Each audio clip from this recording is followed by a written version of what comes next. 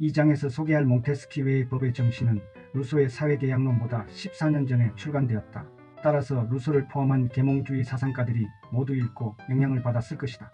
몽테스키웨는 귀족 출신이고 판사까지 지냈지만 그의 책은 1751년 교황청 금서목록에 등재될 정도로 기존 질서에 위협이 되는 내용이다. 몽테스키웨는 이 책을 20년에 걸쳐 집필하여 59세에 출간했다. 그는 이 책으로 악독한 행위가 판을 치는 무지의 시대와 싸워 선량한 행위가 이루어지는 깨달음의 시대를 열고자 했다. 행정부와 사법부, 입법부가 서로 견제하는 삼권 분립의 구상을 정립한 사람이 몽테스키웨다. 그는 권력자가 권력을 남용하지 못하게 하려면 권력이 권력을 견제하도록 해야 한다고 주장했다. 좌파, 우파, 민중 권력, 엘리트 권력 등 권력의 성격이나 좋고 나쁨에 상관없이 삼권 분립이 되지 않는다면 자유는 사라진다고 경고했다. 이런 주장은 프랑스 혁명에 영향을 미쳤고 미국의 공화국을 만드는 기초가 되었다.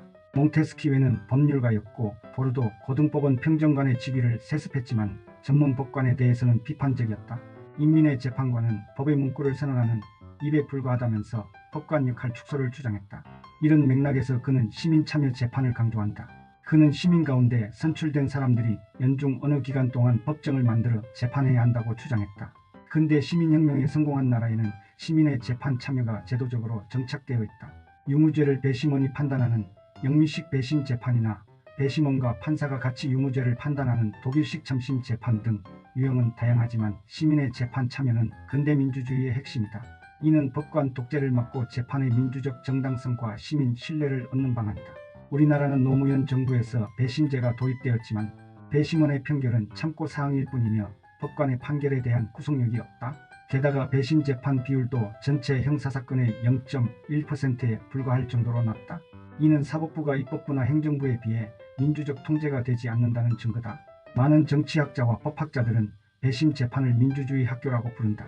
각각의 계급, 계층, 집단에서 무작위로 선발된 사람들이 피고인의 운명을 결정하기 위해 토론하고 합의하는 과정을 통해 민주적 소양을 형성하기 때문이다.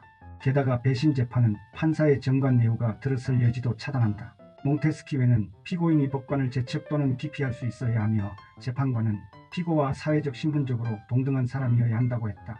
그의 주장은 실제 배심원 제도와 배심원 후보자의 편견을 점검하고 배제하는 절차로 구현되고 있다.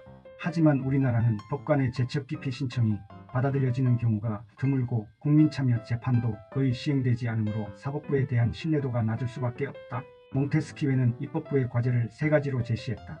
첫째, 입법자의 의도와 반대의 결과가 나오지 않도록 법을 만들 때 충분히 고려해야 한다.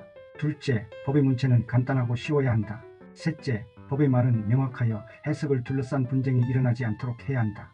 몽테스키웨는 강압적인 정부는 가혹한 형벌을 설정하여 그것으로 행정력을 소모한다. 하지만 사람들은 무거운 벌에 익숙해지게 되므로 더욱더 무거운 벌을 설정할 수밖에 없게 된다고 주장한다.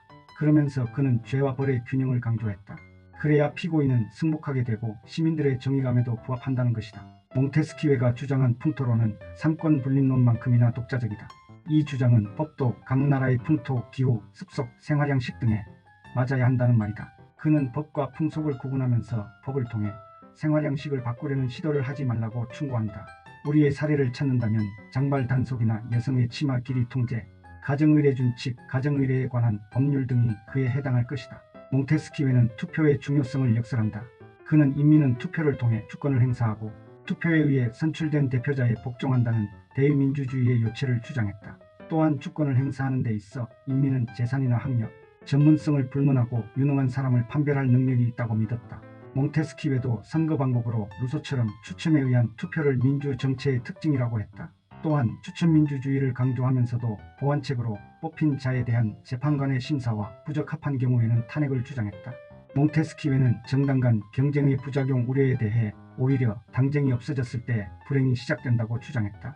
우리나라에서도 지나친 당쟁이 문제라는 주장들이 있지만 몽테스키웨는 인민이 정치에 무관심하면 돈에만 욕심을 내어 타락하게 된다고 주장한다.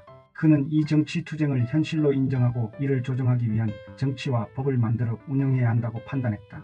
몽테스키웨의 탁월한 점은 당대의 다른 사상가에게서는 찾아볼 수 없는 사회권의 보장에 대한 의식을 가졌다는 점이다.